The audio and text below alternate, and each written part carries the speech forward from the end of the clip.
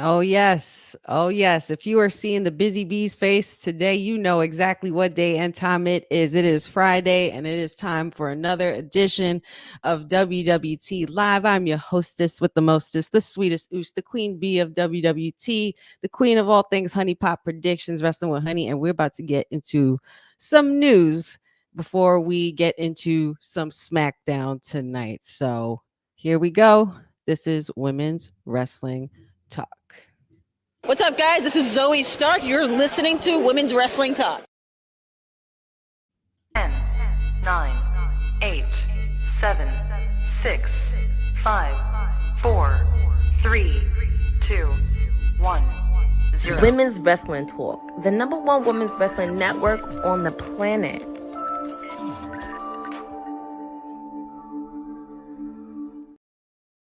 Oh, yes. And I know it's usually the councilman, but never fear, your sweetest oos is here. Queen Bee of WWT, Wrestling with Honey here, guys. So happy to be here. Thank you for joining us on this yet another lovely edition of Friday Night WWT Live, and we are going to get into so many things, but of course you never know, we don't do this alone, especially when the parents are out the house. Shout outs to the parents on the road in Bahamas for All Caribbean Wrestling. Shout outs to our sponsors. They're going to have an amazing event this weekend, and the kids got to make sure everything's held down in the fort, make sure the house is clean and everything's taken care of, and making sure everything is in order. So joining me, I have here our other esteemed elected official, my tag team partner, my most electrifying tag team partner in digital entertainment. Councilman Pharaoh is with us It's Councilman Pharaoh of Strattonville with his Parisiac constituents.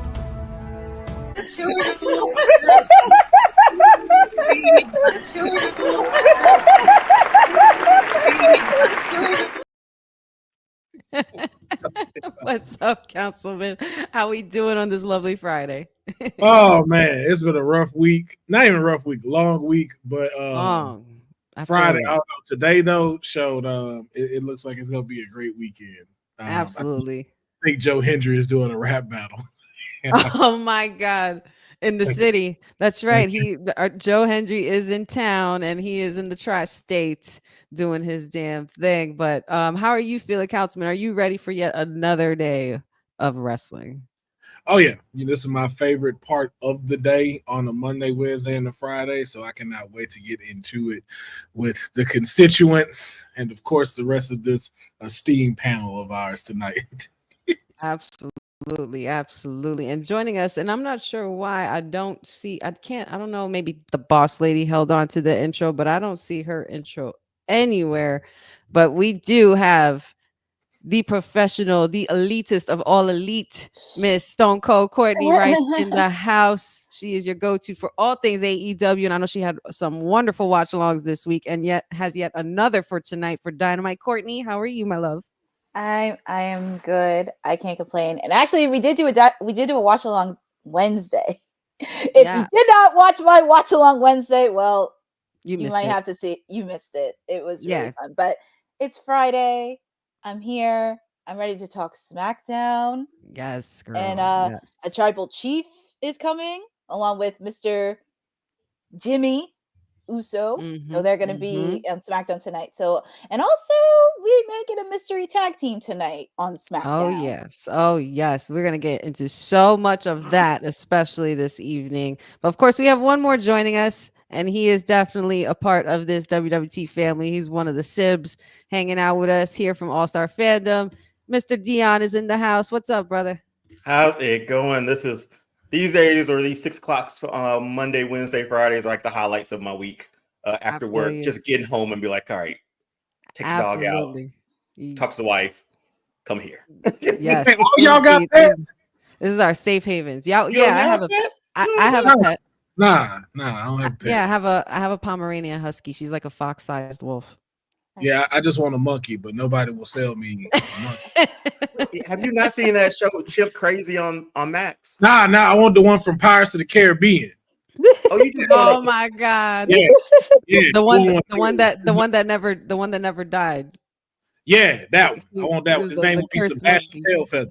I love it. And I apologize, Dion. Forgive me. I'm so rude, but it's Dion from at All Star Fandom. Quite frankly, you need to go back to the drawing board because your game absolutely sucks.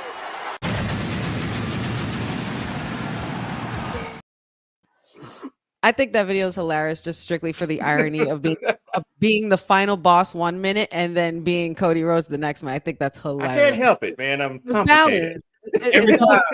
It's about balance, like all things should be, as in the words of Thanos, of course. But then I just want to play that Scott Steiner clip right after. You know what? Oh man! Oh god! You know what? It's funny you say it. Unfortunately, pick a side.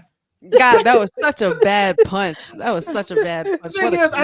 I think I went back and watched a few of those. I think he was waiting for Goldberg the entire time, and he knew that wasn't Goldberg. You knew that wasn't Goldberg. Somebody getting hit with this pipe tonight. That's all. Yeah. Indeed. And shout outs to everybody already in the chat is quite active in here. Jordan Kirby, good to see you. The real DM Hunk, our producer from the future, Dylan Matthews in the house. Always a pleasure. Let's see here. Easy Not, thank you. Of course, it's a house party when the parents are away. Patchy, thanks for joining us. Jeffrey, as always, love the love. Boza, Eric, Isaac, Sage D, y'all are really active today. Special little nobodies. Everybody's up in here. Joe, what's up, guys? Hope everybody's having a wonderful Friday. Yes, I see a lot of Motor City comments here, and we are going to get into that. But first things first, we have some wrestling news. And one of those things that had come out this week was Uncrowned Combat has named its top men's and women's pro wrestling's pound for pound rankings. And take a look at these rankings, guys. Quite a hefty list on both sides, if I might add.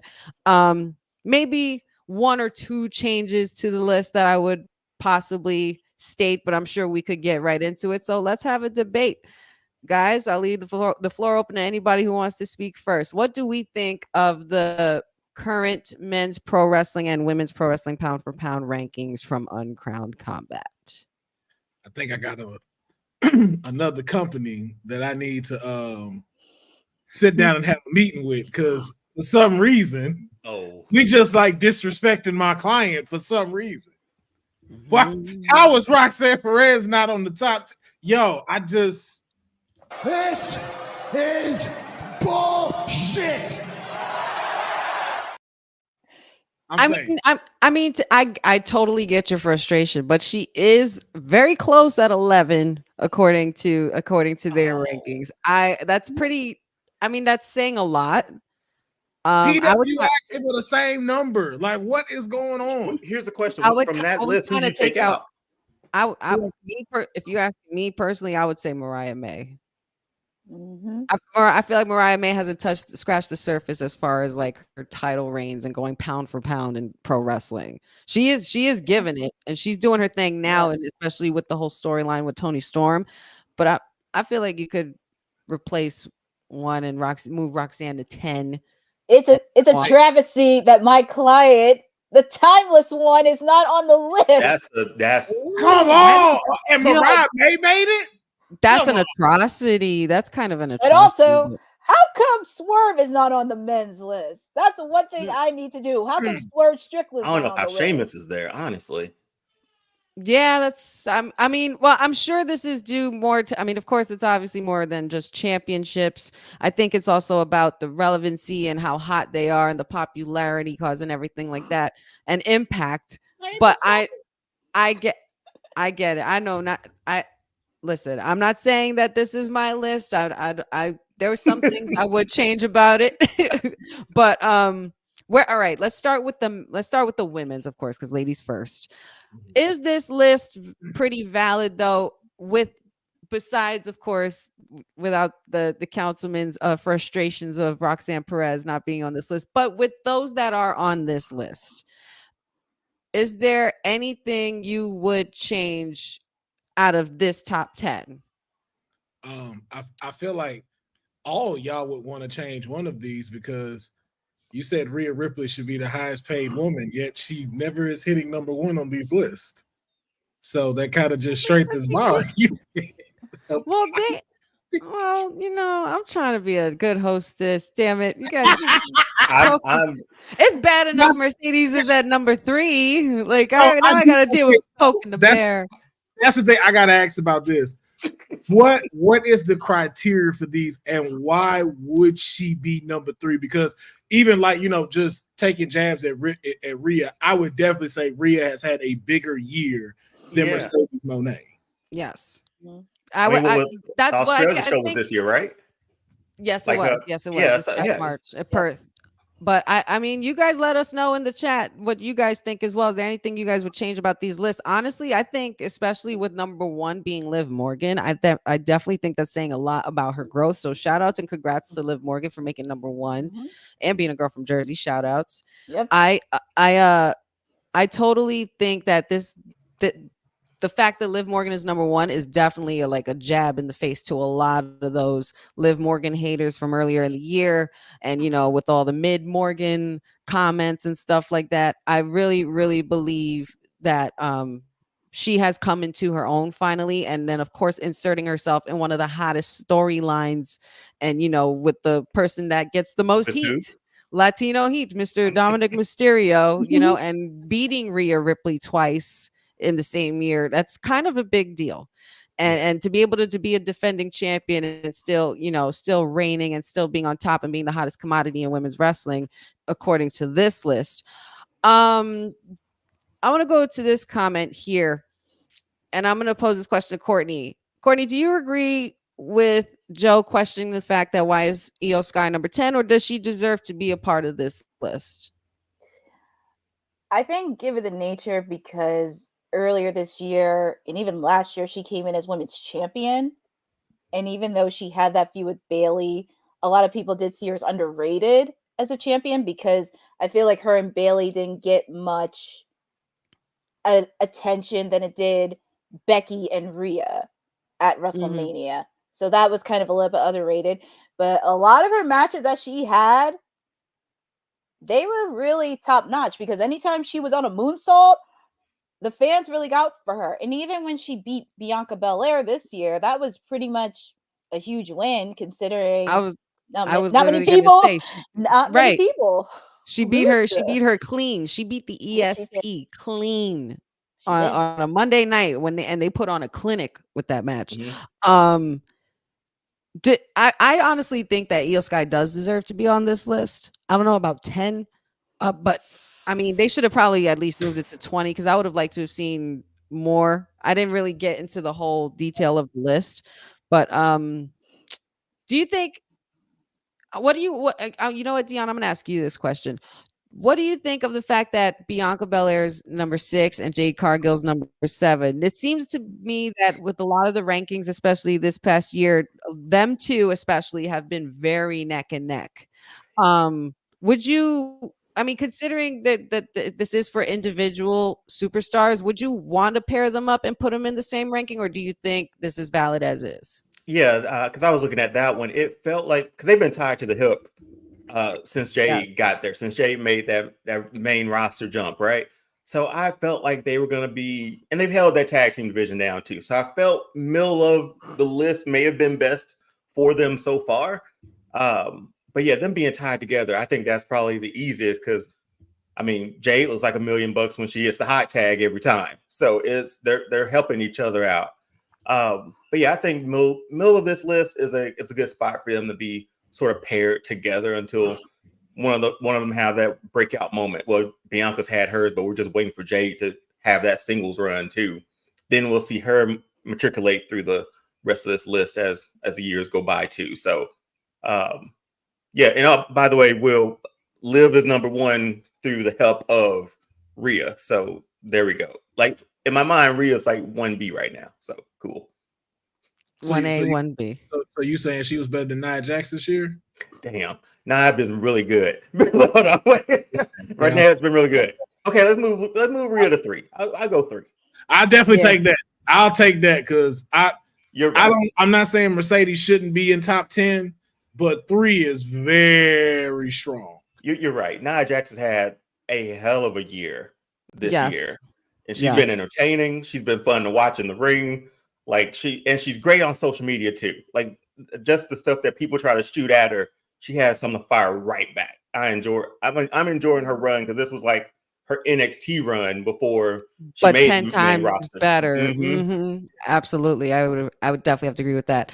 Boza, to answer your question, because I know you're just dying to know and inquiring minds want to know, what are Honey's thoughts on Mercedes being number 3? I'll tell you what, sir, I have no thoughts. As far as that goes, I feel like if you're looking at this list and then Mercedes Moné, besides Mariah May has actually wrestled all year. I'll give her that. But Mercedes, I feel like she just needs to move back a little bit, just to move back up. Where would you further put her? in? Where would you put her? Mercedes in this list with this top 10. Where would you rank her? I'm giving her at least an 8 or 9. I'll give her at least an 8 or 9. That's just me personally. I mean, I feel like there's just a lot more to people chanting CEO 100 times and you dancing around and then appearing when you want to do matches, and then when you don't want to do matches, you're not around. I don't know, whatever. But the men's pro wrestling as well, and of course, congratulations to all the ladies. Of course, I'm just being silly and biased. No shade at all. But maybe a little.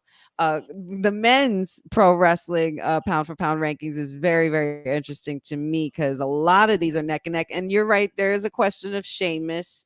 I think that he's undeserving of being on a list like this? I don't think so. Because of the name that is Sheamus and because of the longevity of his career and how much he's done, because he has a lot of people like to sweep Sheamus under the rug like he's a scrub, and he's no scrub. Nope. He's responsible for a lot of the main roster talent being as good as they are because he worked with them and helped train with them and things like that. And he's just getting ahead of the curve from coming back from recovering for himself. But I don't think it's a bad thing that Sheamus is on this list. I don't think it's a bad thing that anybody has made this list, because this list is absolutely awesome. And it's pretty much down to the wire. You have Cody Rhodes at number 1, Moxley number 2, Gunther number 3, Jey Uso 4, LA Knight, Sheamus, Roman Reigns, so on and so forth, Kevin Owens. This is a pretty solid list. Is this for the year? Yeah. You know what? I don't know. That I'm not sure. It might be for the year. That's why I think it might be for the year. That's why I have Sheamus in question. If it's all just overall, if it's not counting this year, then yeah, I don't have a problem with this list. But if it's like for this year, somebody could have went before Sheamus just because like the fact he just got back. That's true. I would put Jey Uso further up. I'm not gonna lie. I would put Jey Uso further up because he's pretty much on fire. Out of everybody on this list, obviously besides our tribal chief, I would say he's probably one of the hottest on this list. As far as being the most consistent, and I think Gunther is pretty solid as well at number 3. But is there anything you guys would change about this list specifically? Courtney, I'll start with you. And Courtney, can I throw this at you? With that? Does Jon Moxley deserve to be at number 2? Because I don't know. I have not seen him. That's why I want to ask you first. So just with your opinion, could you also answer that question? I know earlier in the year he was the IWPG champion, and he dropped it at Forbidden Door. And he was on Dynamite. He was in Japan.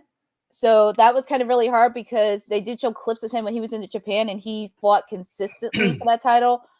But after he dropped it, you haven't heard back from him since until earlier this summer. I don't have nothing against Moxley. 2 seems a little bit odd considering I get it with Japan and everything. But for me personally, if I had to pick any AEW star that had a breakout year, it would be Swerve Strickland. I would put on that list. Because the minute he was champion, it just really opened a lot of opportunities, and also crossing over hip hop, and also really have a solid ring to his champion. And he was a fighting champion. I mean, he fought Hangman, Will Ospreay, Christian Cage. but that's just me. You actually took the name out of my mouth, because Will Ospreay and Swerve Strickland are not on this list, and I find that just a little surprising. Do you think that that's concerning at all, considering how popular Swerve has been, and even Will Ospreay, and putting on the matches that they've been putting on consistently all year? I think it is a little bit concerning, because I saw Will Ospreay's matches in AEW, also seeing his archive when he was in New Japan, and also all the fans are all over Ospreay. The minute he won the international title, all the fans were going crazy. When he faced off against Swerve at Forbidden Door, they were going back and forth, neck and neck, and actually that rivalry, because even though they're friends in real life, it took a little bit of a personal turn. It really looked like they had chemistry there. So that just seemed a little odd. And also considering they're pretty much over.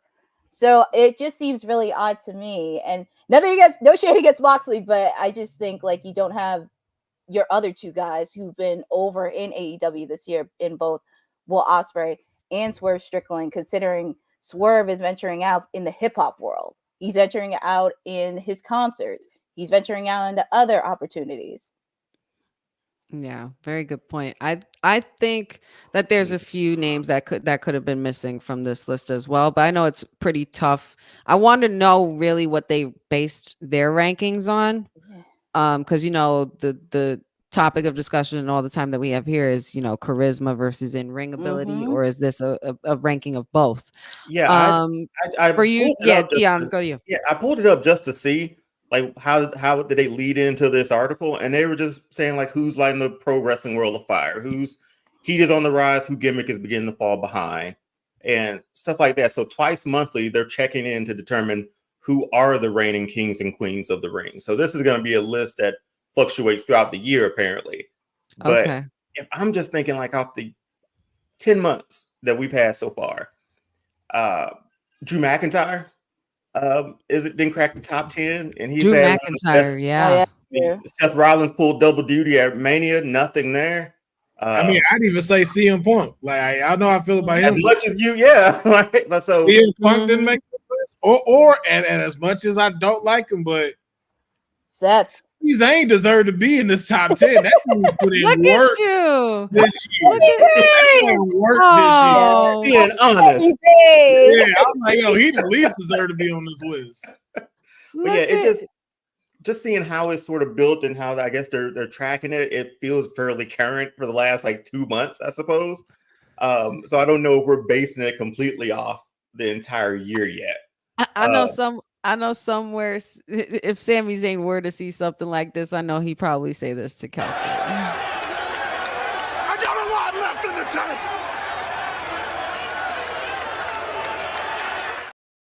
They should have let him win our championship, man. But that's bro. Mick Foley Jr. can still go, and he will not stop coming. But again, we could debate this list till we're blue in the face or blue as my room.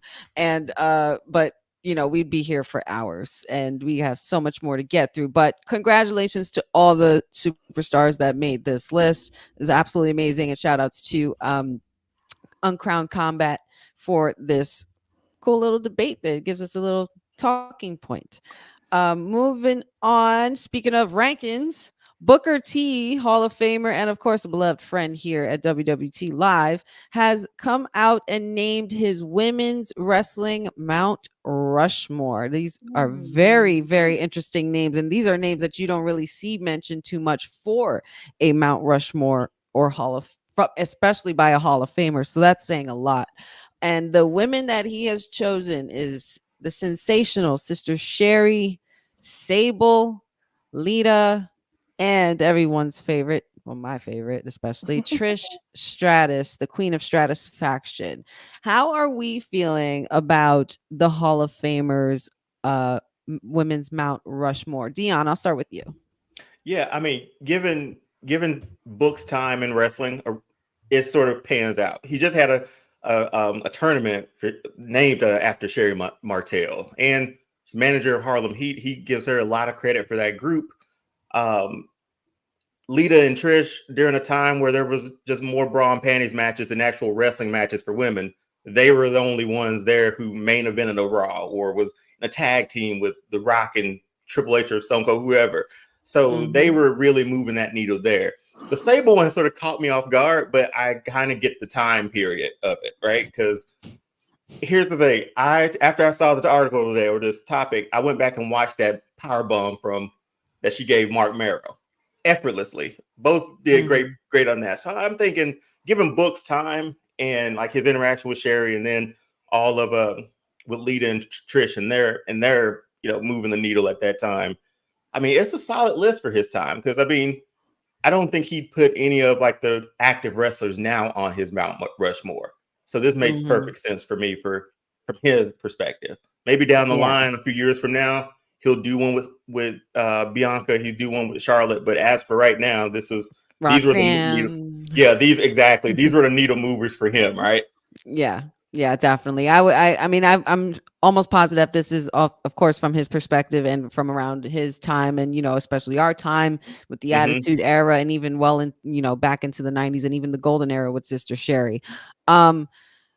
Courtney, how are we feeling about this list? And I know we all know that speaking Sable's name anywhere near WWE is kind of like taboo.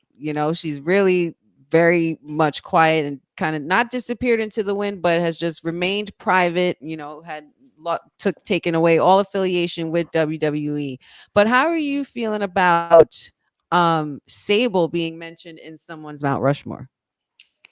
It's really interesting, because going back to Dion's comment, because I will say a lot of people do have mixed feelings when it comes to Sable, but she had a bigger reaction when you go back to her archive footage. She had a bigger reaction during that Attitude Era. It's like when her music hits, all the fans go crazy. When she was in Playboy, a lot of people went crazy. Even when she did a few power bombs, and even in the ring, that just like kind of set it off, because the King would always get excited when anytime Sable did a Sable bomb. So that really kind of emphasized the impact that she had, and especially during that specific period in the Attitude Era.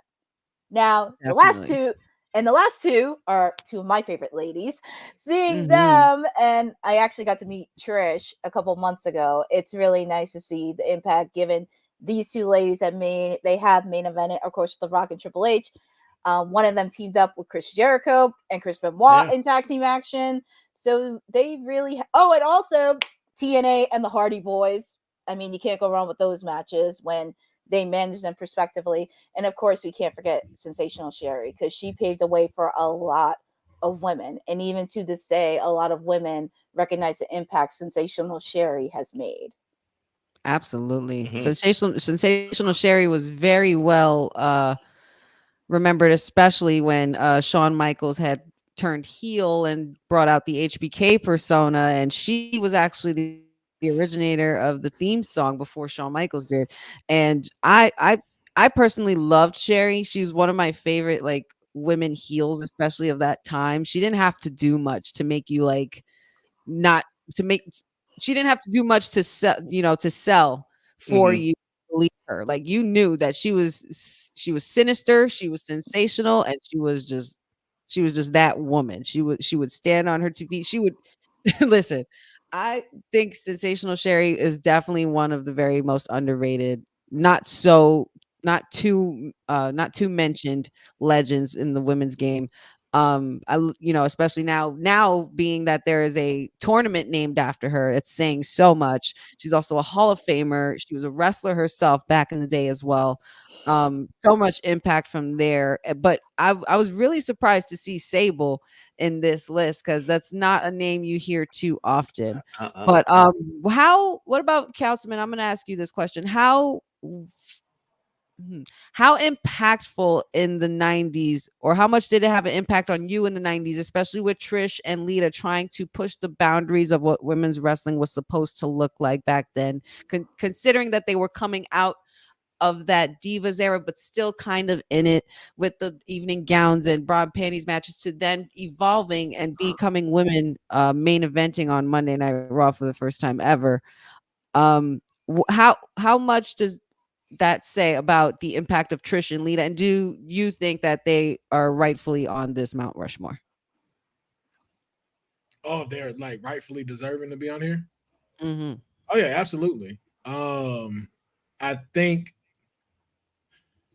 they were the two that learned how to find the medium between those, of where they were allowed to put on wrestling shows, but also allowed to go to the appeal of what WWE creative at the time was trying to push. So I think that started to even trickle down more with other people. Because like at first you'd have like say for instance like Jacqueline or Terry Runnels or like Ivory and Jackie could go. And at the time it was just like they had them more as just like, okay, so we're just having y'all as managers or for y'all to be in bikinis and stuff like that. And it's like y'all can have like a match or two, but that's it. But it was like Trish and Lita where you actually started seeing like feuds. Like I remember that was the first women's feud I saw for a wrestling match, not for y'all coming out slapping each other. Then it's like, oh, we're gonna do bra and panties. It was like, no, we'll have bra and panties too, but we're also gonna have this match, and it's also gonna make me want to see this women's title match on the line. So, and they were some of the first where you didn't get up and walk out. Like you'd see people stay and watch their match go on, and I think that just helped to get for the others to get behind there to where you could have folks like a Molly Holly come through, Ivory now get to showcase her stuff, or like even like Jazz to come in. So they rightfully deserve to be on the Mount Rushmore. They paved the way. I definitely think it's safe to say that all four women on this list, without any of them, these girls walked so the ones now could run. And women's wrestling is definitely running wrestling. And it's alive and well, and I love it. You know, I gotta ask. Go ahead. Y'all all saw the story. Who's y'all Mount Rushmore? Women's Mount Rushmore? Who's your, I know y'all thought about it. I know y'all thought about it. Who would like to go first? The floor is y'all. For y'all. Oh man. Dion, I know you got it written down. If I had to put around Rushmore. All right, are we saying current or all time? Yeah, like give all time. Jackie's on mine. Jacqueline's on mine. On my she takes up a face. I think I might have mine. I think I do. I know this might be with maybe a dark horse or an honorable mention, but I'm just gonna come out and say it. I'm gonna say Bianca Belair. I'm gonna say this is tough. I'm gonna say China. I'm gonna be Bianca Belair, China, Becky Lynch, and I gotta throw an old school one in there. I would have to put I would have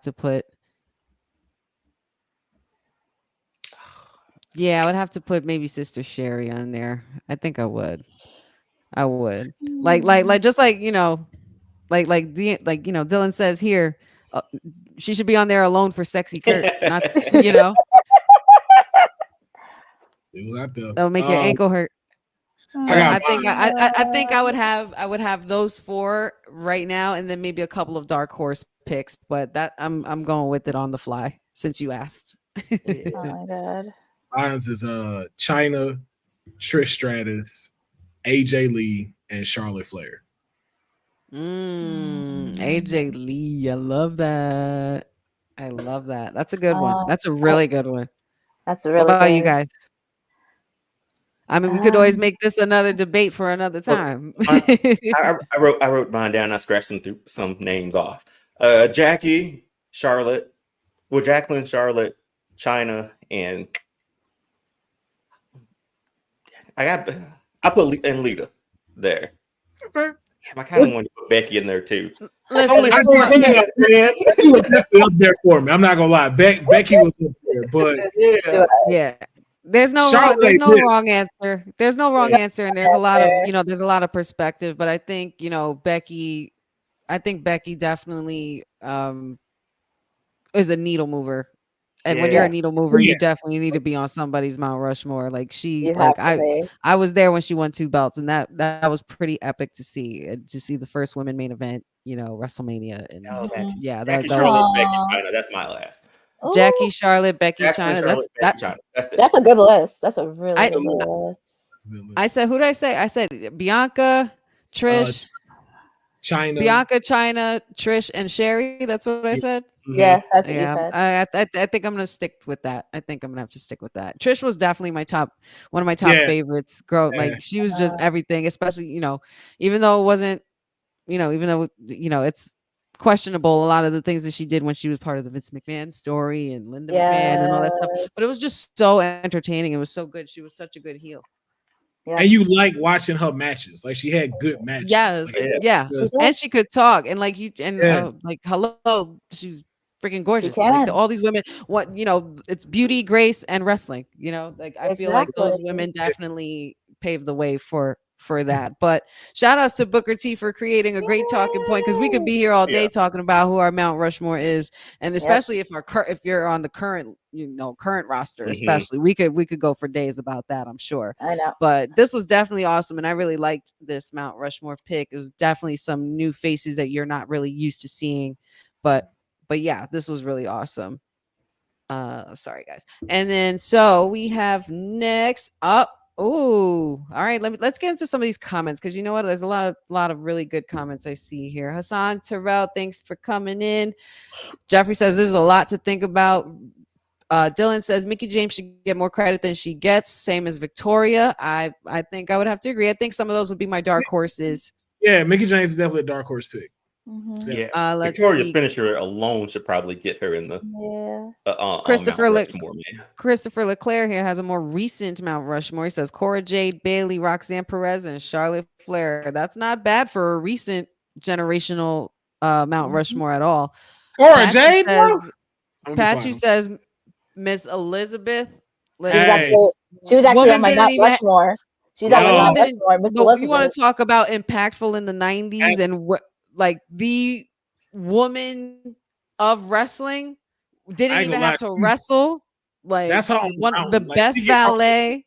She gets mountain. Like that's a whole different category. She like up there. She gets her own mountain. Yeah, Miss Elizabeth definitely gets her own mountain. Miss Elizabeth in a whole different category. She was a sleeper pick. She's actually a sleeper pick on my Mount Rushmore.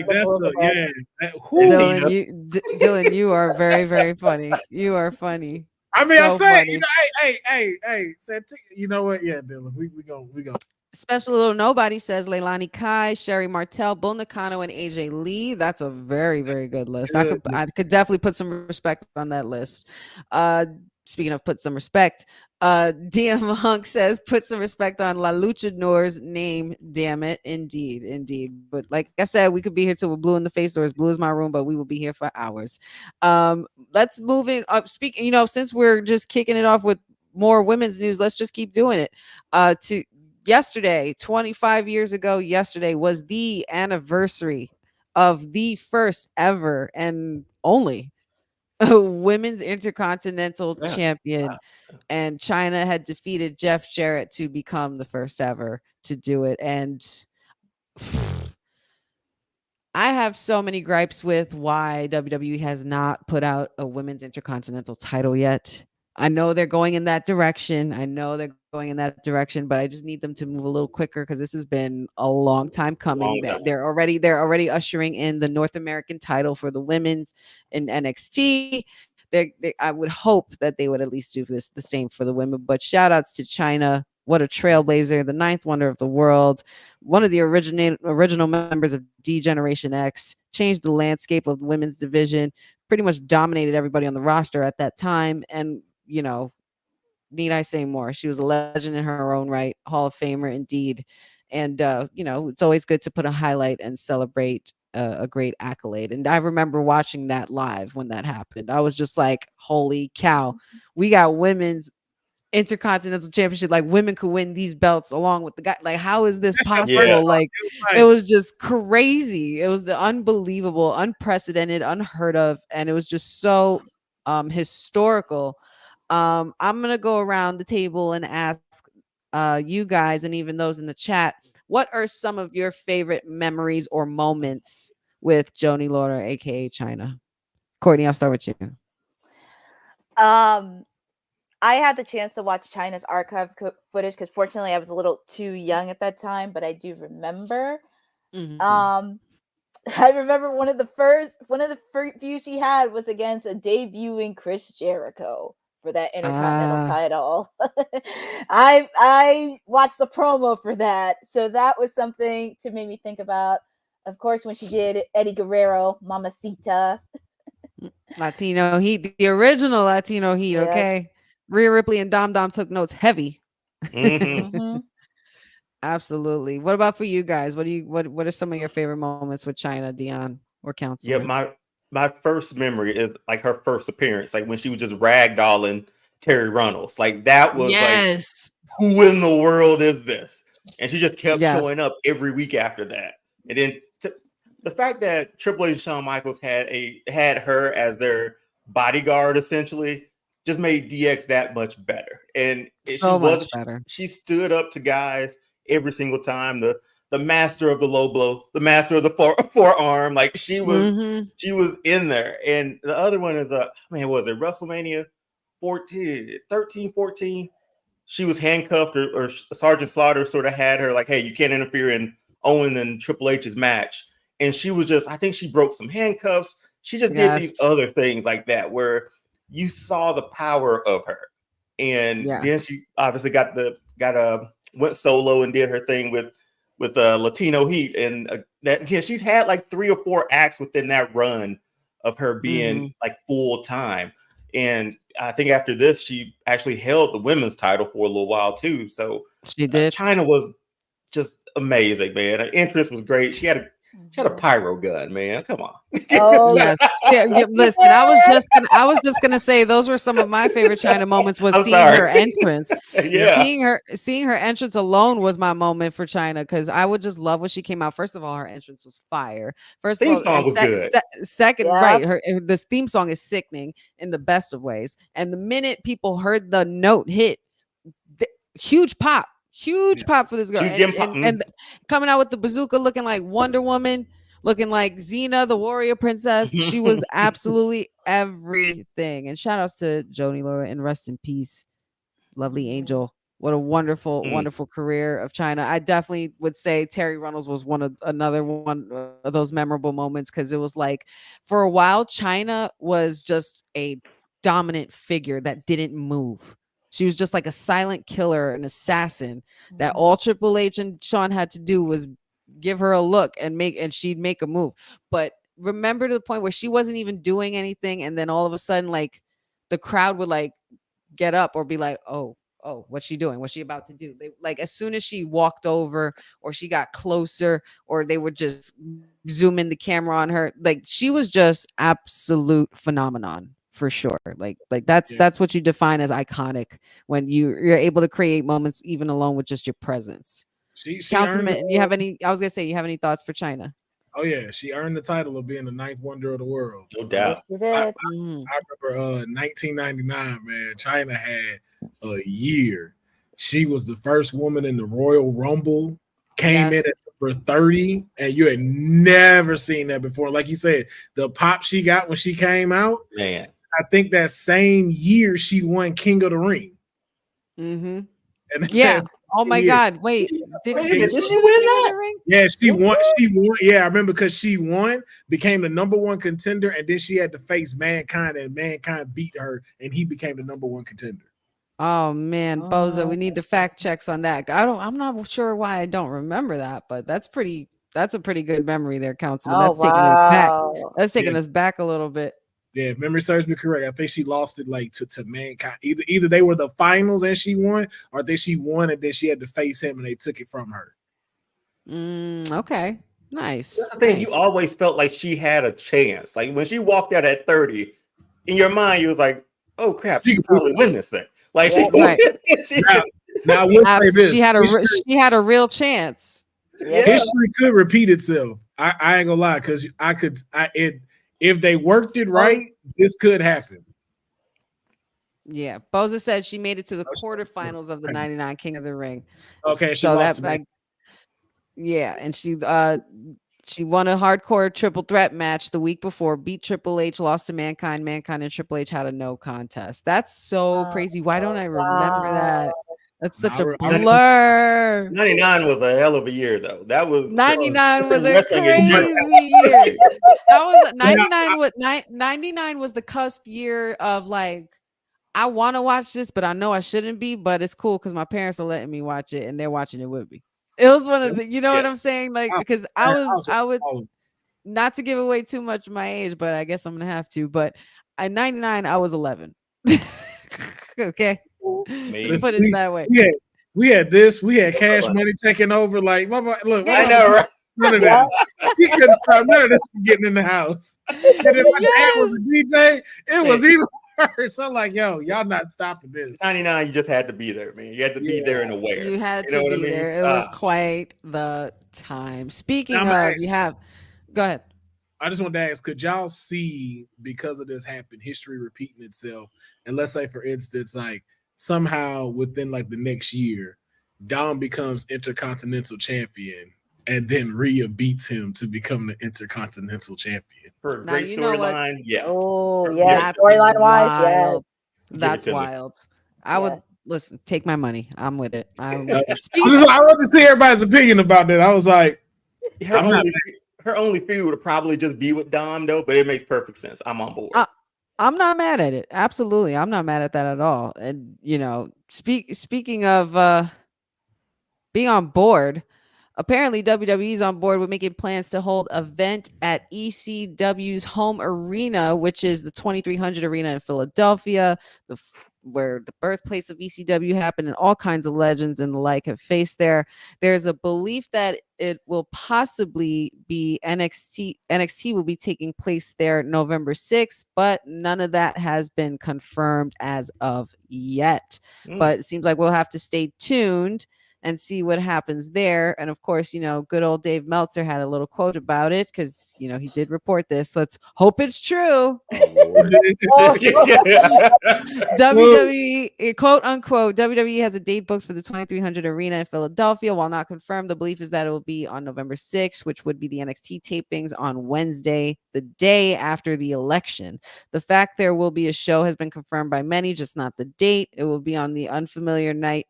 NXT will be on the unfamiliar night, and I presume they'll load up going head-to-head with AEW. It makes sense. The idea of NXT from ECW arena for the first time will get enough buzz to help grow the audience in an attempt to beat AEW. Now, I don't think WWE is really thinking about beating AEW, considering that they kind of already are, but whatever you say, Meltzer. But that's really cool news. The 2300 Arena is a legendary place. I was actually there this past year in Philly, where they had the Busted Open Radio party with Dave LaGreca and Nick Nemeth. Dudley Boys were there. Sandman was there. He literally walked right past me. I'm like talking to people, and then I look over, and he's like walking by with a camera person and doing his entrance with the beer and the kendo stick. And I was just like, oh, hey, that's cool. All right. Sandman just walking by. Casual day in the office. You gotta love it. But shout outs to WWE making the moves, continue to make those moves, and to have it at the ECW arena.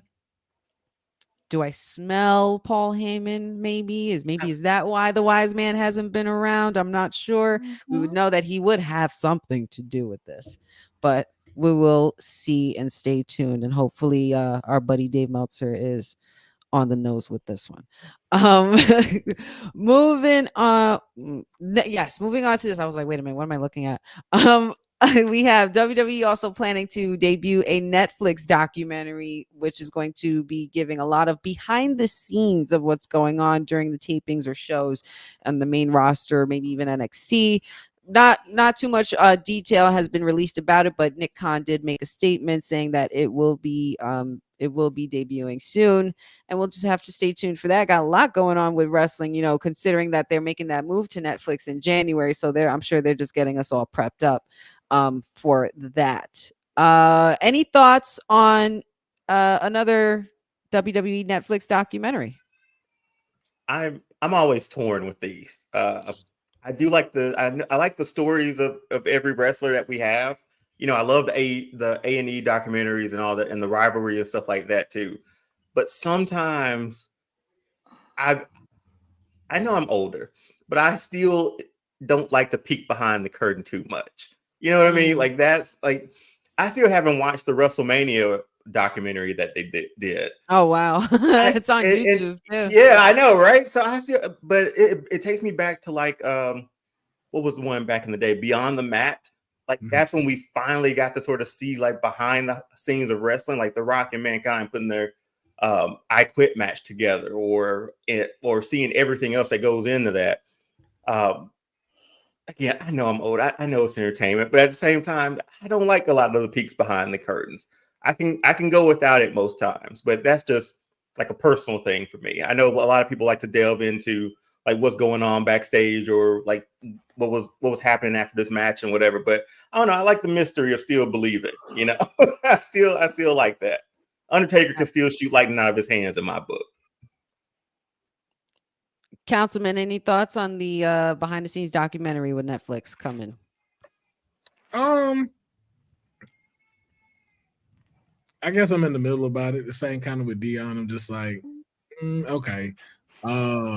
It's cool, but I'm also still now a little bit skeptical about it, just because after what I've seen with like the McMahon documentary and stuff. So I'm just like, I'd rather y'all. I'm kind of like Dion, man. Keep the curtain closed. Like, keep the curtain closed, man. Like I don't. Yeah, I don't want to know how the sausage is made, as they say. Yeah, Jesus Christ. You know what? I just think that this is just something for them to attract more eyes towards the Netflix streaming service, being that they're going to be joining them in January. This is just something that's more of a marketing play, and an advertising play, just to boost up those ratings and numbers for them. But I do like peeling back behind the curtain, because it's something we didn't get often. When we were in our day and age, a lot of you kids have internet now and stuff like that. We didn't have that. We had the newspaper, or you had to find out the next week. Okay, that's all we had. But I think it's cool every now and then to peel back the curtain just a little bit. Not all the way, not all the time. Maybe after every big PLE or big 4 PLE, something like that. I think that would be doable. Courtney, any final thoughts for the documentary that WWE is going to be putting out for behind the scenes on Netflix? This is always interesting because it does give us an inside look on behind the scenes, but sometimes you don't want to go a little bit too far. And that's where it kind of, you don't want to put a lot out there. And I think from Netflix, from like PR and marketing standpoint, I understand why they want to do it. I understand why they want to do it from that age, but you kind of like want to peel it, but you don't want to do too farther along. True. Yeah, just reveal, give us some cool deeds, give us maybe something we don't know, instead of giving us a lot of things that we already kind of know. Yeah, but this is a good intro.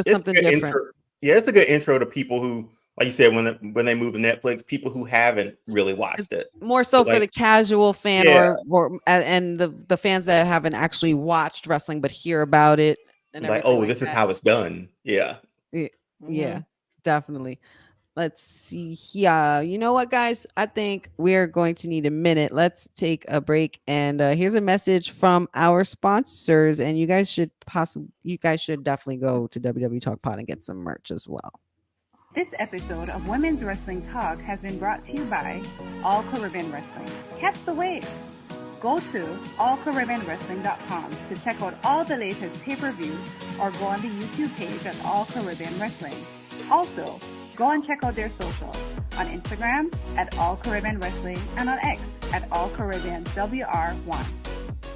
Hey, yo, you. Yeah, you that's watching this. You sitting on the couch staring at the screen, not knowing what you want to do, like this is an online college. Are you tired of wearing shirts that make you look like an extra stuck in catering? Do you want to step your wrestling swag game up to the next level? Then Women's Wrestling Talk has got you covered. Like literally. Are you for life in pink or black and white? Or maybe you're the EST and people need to respect you accordingly. Want to put some pride in your stride and show off the muscle in your hustle?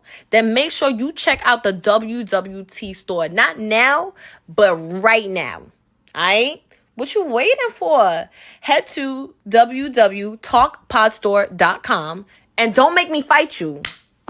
Shit. Cop that merch, support the cause, and be part of the team. All things wwtalkpod.com and all our crew merch that we got there. And shout outs to our sponsors, our amazing sponsors at All Caribbean Wrestling. They are getting ready for Fight for Paradise. Is that what it? Yes, Fight for Paradise. It's happening this weekend in the Bahamas. Shout outs to the boss lady TK and the professor doing double duty on the road and also pulling out that commentary work. So that is going to be something you would want to see. So check out all their socials. Now, let's see. We got a new Hall of Famer, ladies and gentlemen. We have a new Hall of Famer in the TNA Hall of Fame. Rhino is going to be heading into the Hall of Fame, being inducted at and that for the countdown to Bound for Glory, Saturday, October 26th. And they just recently made the announcement. For those of you who know, it's more than just TNA. He's an ECW legend, WWE legend as well. What do we feel about Rhino joining the TNA Hall of Fame, guys? Well deserved. Yes. For sure. Yeah, like that's it. Yeah, King of the Gore. King of the Gore. Sure. Oh my God. Yeah. Yes. It's still going.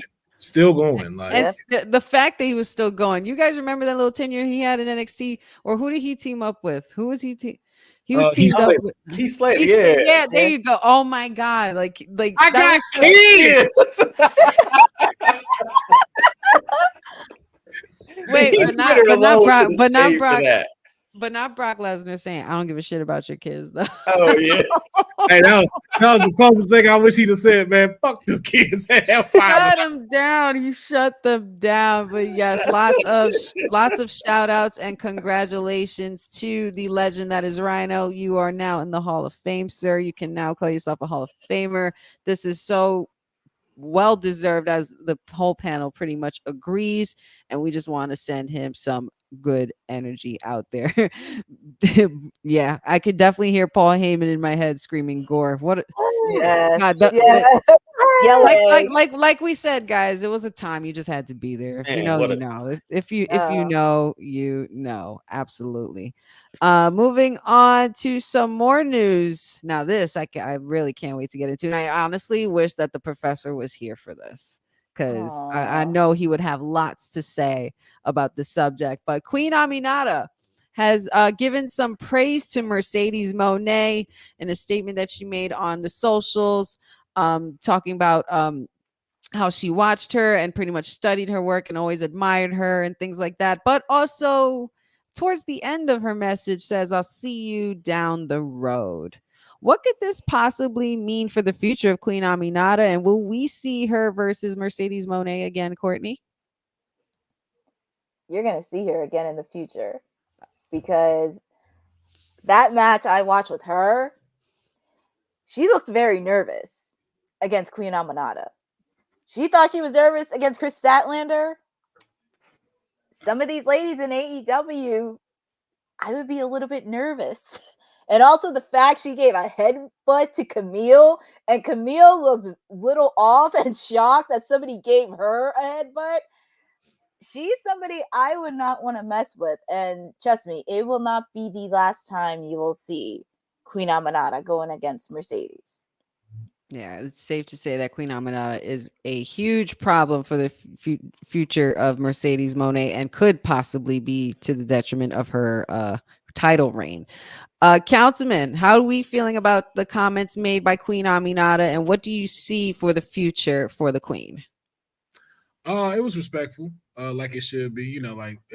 Mercedes has put in the work, and I think it's been enough time to where, you could model yourself and watch her to be able to do some dope stuff, especially the matches she's had in WWE. What I think this also proves, because I also watched this match, is that Mercedes is gonna have to step it up.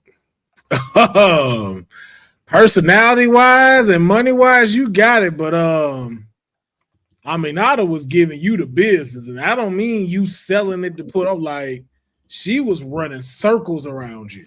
That look good. And I'll say, like, Aminata just getting started. So from a night, like, what happens when Thunder Rosa want to take you on? Like this is, I think this is where all the stuff that we've been talking about, all the stuff, even when Honey puts on the shades, I think after seeing this match, it's just up for Queen Aminata, and I think it's really going to show. If you're claiming that you're the best in the world, these women are about to make you prove it. And I know if there was a moment where Queen Aminata could possibly be up for the title, I know Professor will be dancing on somebody's dance floor. Sometimes giving all of the Oscar vibes for the Queen Aminata, but here we are. I think we're definitely speaking something into existence for the future of Queen Aminata. She has definitely been on the come up for quite some time, and she could absolutely go. She puts on clinics in the ring every single time, I would say, and yeah, I definitely believe and would have to agree with Eric Isaac here that Aminata has definitely a great and very bright future ahead of her. And it's also nice. And it's also nice to see her on Dynamite, by the way. Yes, nice that to see her on too. Dynamite. Finally being, to be able to see the titles be defended on TV, that's nice too. And as you know, we mentioned a client's name and he appears somehow. The mayor is joining us in the chat. And yes, you did. Yes, you did hear your client being mentioned. And don't worry, we were keeping it pretty clean. I will say that was pretty clean, right? I kept it pretty clean for sure. Nah, she was just talking about her mama. You better, you know what? Don't you do that. I don't go for nobody's mamas. Okay, I don't do that. I let you know she don't like Mercedes like that because she was just talking about all kind of stuff right now. But yeah, shout outs to Queen Aminata, and hopefully we see more of her versus Mercedes Moné, and we'll see what bodes for the champion going forward, because I think Queen Aminata is definitely a potential contender to take the title away from her. Just saying, you heard it here first. But on to some more serious news. We have a health update from Bryan Danielson. As we all know, he retired at Wrestle Dream, was defeated by Jon Moxley for the title, and his full-time career is now over. He is set to go undergo an MRI to see if he needs neck surgery. Of course, it's been something that he's been battling with for quite some time, even before AEW. He's going to have to get an MRI done and see the damage, and it's not looking good. It's saying it's possibly worsened. Hopefully he won't need surgery and could possibly heal up with some stem cell treatment, but it's looking like surgery might be the route. So we wish Bryan Danielson well on his recovery, and relax. You can finally relax and put your feet up and be with your family, because it has literally been the final countdown and a stellar career for Bryan Danielson, and we've spoke about it here many times. And yes, so we wish all the best to Bryan Danielson and his family during his retirement. Now we got hold on, let's what? Yep, for real. What are you doing to me? Y'all know Daniel Bryanson is coming back. Y'all know that man. Part-time. Y'all know part-time, not full-time, right? Part-time. That man is in the Undertaker this thing, and y'all know it. That man can't get that up. I don't know if I do that surgery, and they like, yeah, no, you good.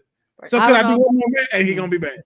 I don't know if I can honestly handle that. If that happens, I will have lots of words, and a lot of people are not gonna like me. But we're keeping it cute, keeping it classy. It's Friday. I gotta get ready for SmackDown watch along. So that only means one thing: our OTC is in the house. You better acknowledge your tribal chief at 8:00, because we got the Honey Night SmackDown watch along tonight. OTC's in the building. Jimmy Uso's in the building. We got the Timu Bloodline in the building as well. And I said this on my Honey Pop predictions earlier, but I wonder who else would be in the house. SmackDown's a pretty big house. Just saying. Where are they at tonight? Where are they tonight? They are in South Carolina. Was it Carolina? I believe they're hold on. Part-time. You're very funny. Count said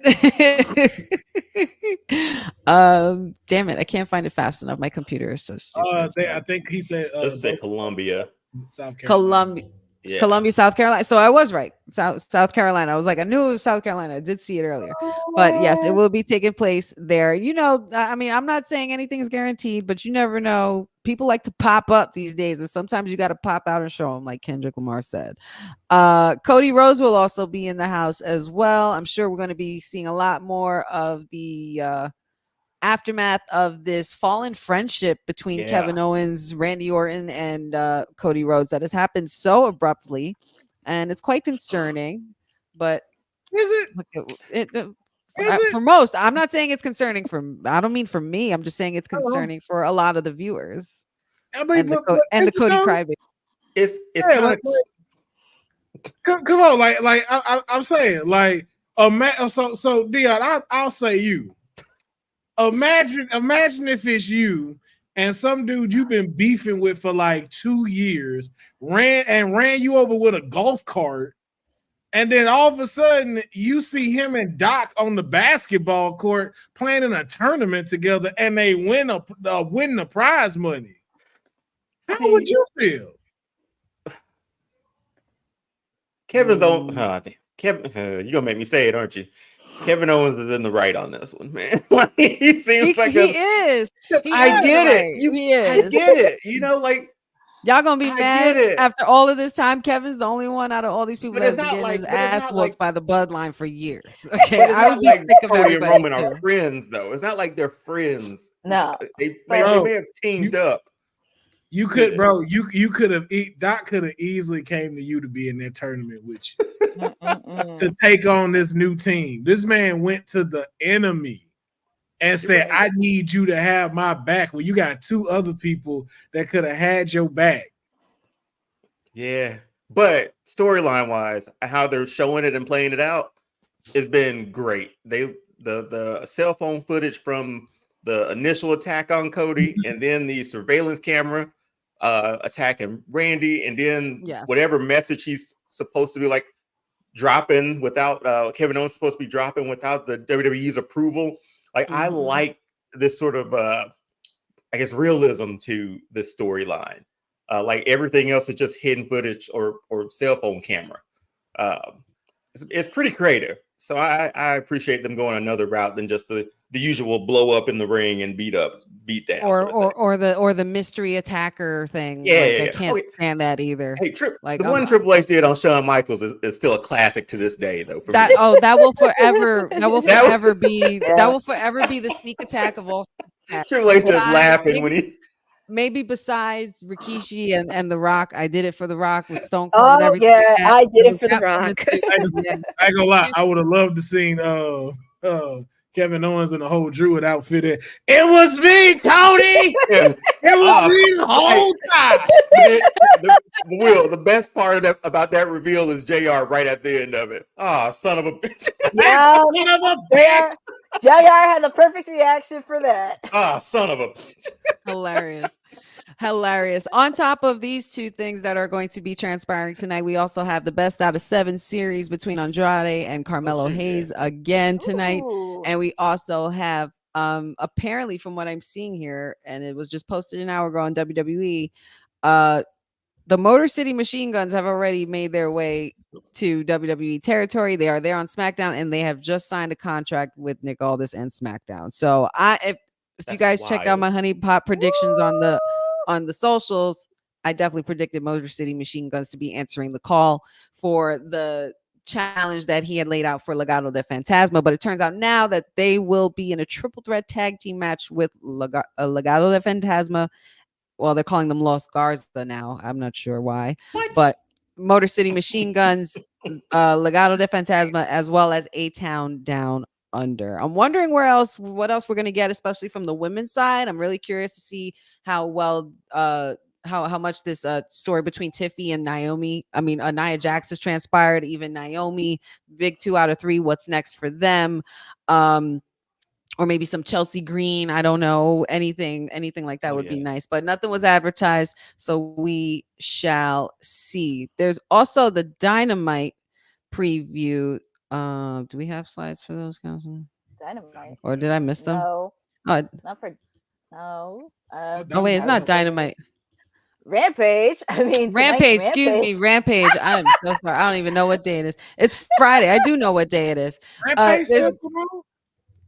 No, tomorrow's Collision. Yeah, tomorrow's Collision. So what? So nothing on AEW tonight, right? I mean, Rampage is tonight. Yeah, Rampage. Yeah, that's still tomorrow. Yeah, It's you know what, Councilman. No. I'm not throwing jabs. Remember, they talked about like they were gonna be getting rid of Rampage, right? Well, we don't know. Yeah, but apparently it was taped already for it was already taped, I think, for the October 18th show, which is tonight. We got Mark Briscoe versus the Butcher, Kyle O'Reilly versus Aaron Solo, Anna Jay versus Trisha Dora, and Private Party versus the Eminem Collection, Mansoor and Mason Madden, which I'm kind of really digging right now, those two, now that they have Rico on their side. I think that's a really, really cool little plot twist for their story. But yep, all of that will be transpiring. Unfortunately, we don't have slides, but it's all good. My bad, still, Courtney. Still got to record the news. But you can check out all the news of AEW with Courtney, because she will be doing a watch along tonight as well. And we got also the Honey Night SmackDown watch along. So make sure you guys stay tuned and stick around a little bit for us, because we're gonna be getting to all of that good stuff. Now, I think that pretty much just about covers our day. We do have to get ready for these watch alongs, so I'm going to leave the floor to my panel here. And Dion, let everybody know where they can find you. Yeah, over on All Star Fandom Show on TikTok and Instagram, all pop culture, gaming, comics, everything under that fandom umbrella. We talk about it and review. Also over on YouTube as well, All Star Fandom Show there. Weekly videos, and on TikTok weekly every Wednesday. So come chop it up with us over there. We're just shooting the breeze. Let's talk some Green Lantern stuff too. So nice. Love that. Courtney, how can everybody find you, my dear? They can always find me here every Monday, Wednesday, and Friday. You won't see me next Monday and Wednesday on WWT Live because I have to handle stuff in the PR world. But I will be doing my watch along for Dynamite next Wednesday, because the road to Full Gear is starting to heat up a bit. So you do not want to miss that. You can also follow me here on Twitter and Instagram on @CourtneyNJ11 for any updates, what I'm doing right now. And feel free to take a look on any incoming projects that I have. Excellent. Excellent. Councilman, my digital tag team partner, where can the good people find you? They can find me at Roxy Deserves Better. I was waiting for it. Yeah, you can also look for my live that's coming out, where I'm going to be talking with the folks from PWI about just, why they don't like Hispanic wrestlers. We going all the way in. We're going to make this a scandal. You know what I'm saying? And then why wasn't the pound for pound? Why wasn't no melanated people in there? I'm stirring the pot in the counterclockwise way of what Honey's. But there was Bianca Jade Cargill was in there. Men's. Excuse me, I apologize. Apologies, sir. Yeah. Because Swerve deserved better. Will Ospreay, even though he's not he one of us. He's one of us.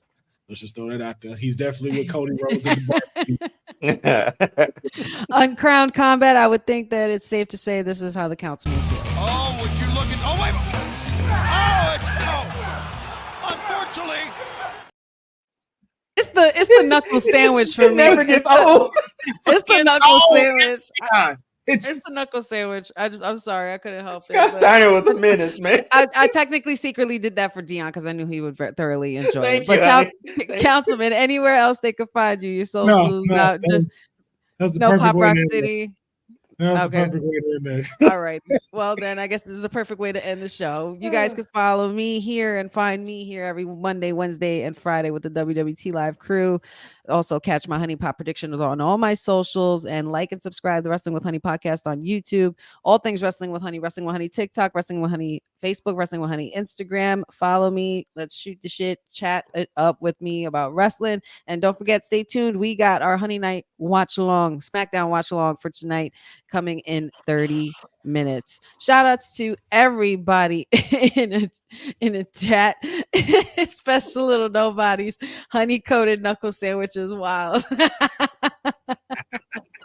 Jeffrey, Dylan, cousin Ron, love you guys. Let's see. I said Jeffrey, Boza, Lewis Johnson, better late than never. Always love having you. Eric, Isaac, even Mr. Dyer. Hope you found another podcast to listen to since you're sick of us. Not sure why you're here if you are sick of us, but all power to you and have a great weekend and God bless you. Zach Minger, thank you for joining. We have Mayor Said in the house, sneaking on in the chat as well.